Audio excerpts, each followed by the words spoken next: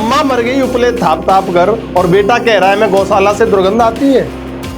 ये गौशाला से दुर्गंध है या सनातन से नफरत है?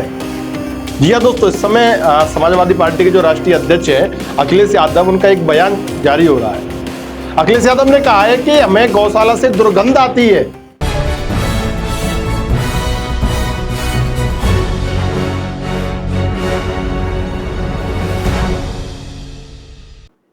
अखिलेश यादव जो खुद को कहते हैं हम एक किसान पुत्र है, धरती पुत्र है, उनके हम बेटे हैं।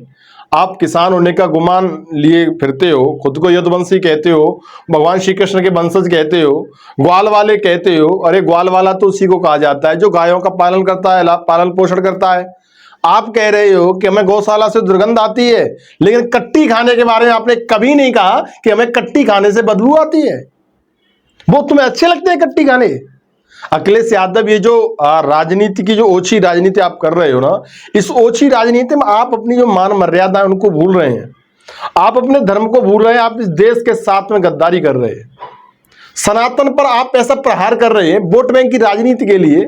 आप सिर्फ चंद जो कुछ वोट बैंक हैं, कुछ ऐसे लोग हैं, उनको लुभाने के लिए आप ऐसी अनर्गल बयानबाजी कर रहे हैं। आज आप कह रहे हो कि आपको गौशाला से दुर्गंध आती है। कल आप कह रहे थे, आप ही इनका वो स्पीच था जब आप विधानसभा में खड़े होकर के कह रहे थे कि हम तो भगवान श्री कृष्ण के वंशज हैं, हमने तो ग्वाल बाले, हमने तो गायों की सेवा की है। आपके पिताजी का भी एक बयान था कि मैं अपने घर पे गायें पालता हूं, गायों का पालन करता हूं। तो क्या उन गायों का पालन करने वाले आपके जो पिताजी हैं, उन पिताजी को भी दुर्गंध आती होगी?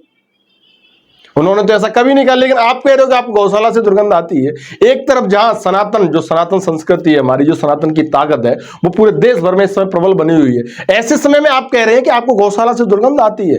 देश भर में जहां पे हमारे देश को, जो गाय को हम माता मानते हैं, 33 कोटि देवी देवताओं का वास हमारी गौ माता में होता है, उस गौ माता के लिए आप ऐसी अभद्र टिप्पणी कर रहे हैं। आपको शर्म नहीं आती ऐसी बात बोलने से पहले? अगर आपकी मां को कोई गाली दे तो आपको कैसा लगेगा? ये गाली सिर्फ आपकी कोई राजनीतिक बयानबाजी नहीं है, बल्कि आपने उन लाखों करोड़ों सनातनियों की भावना को आहत किया है जो गाय को अपनी माता मानते हो, सनातन में अपनी आस्था रखते हैं। अगर आपकी आस्था नहीं है सनातन में, तो आप क्यों गए थे मां को डुबकी लगाने के लिए? अखिलेश यादव, ये ऐसी जो बयानबाजी आप कर रहे हैं, इस बयानबाजी से कहीं ना कहीं आप जो लोगों को आहत कर रहे हैं। आपको लगता है कि आप चंद जो वोट बैंक हैं, उन वोट बैंक के बलबूते पर आप उत्तर प्रदेश के मुख्यमंत्री बन जाएंगे, समाजवादी पार्टी की सरकार बन जाएगी। लेकिन आप ये भूल रहे हैं कि उन वोट बैंक की चाहत में आप उस वर्ग के साथ में गद्दारी कर रहे हैं, आप उस वर्ग के साथ में धोखेबाजी कर रहे हैं जो सदा उस वर्ग ने सनातन के लिए और सदा आपकी पार्टी के लिए जिस वर्ग ने काम किया है। मुझे लगता है जो सच्चा यादव यार कोई यदुवंशी होगा, वो भी आपके इस बयान से ताल्लुक नहीं रखता होगा।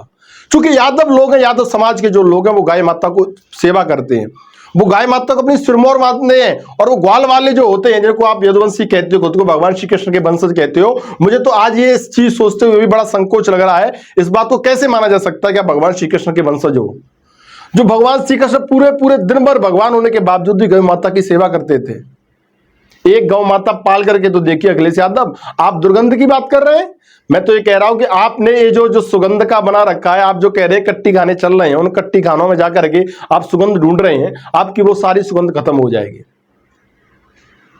आपकी ये जो बयानबाजी है, ये सिर्फ राजनीतिक बयानबाजी नहीं है, इससे आपका जो सनातन के प्रति नफरत वाला जो हम कह सकते हैं आपका व्यवहार है, जो रवैया है, वो आपका झलक रहा है।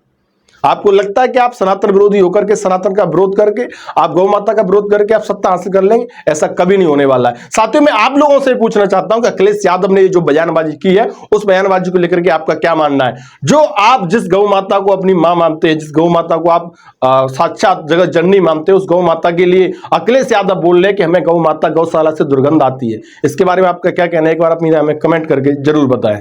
धन्यवाद।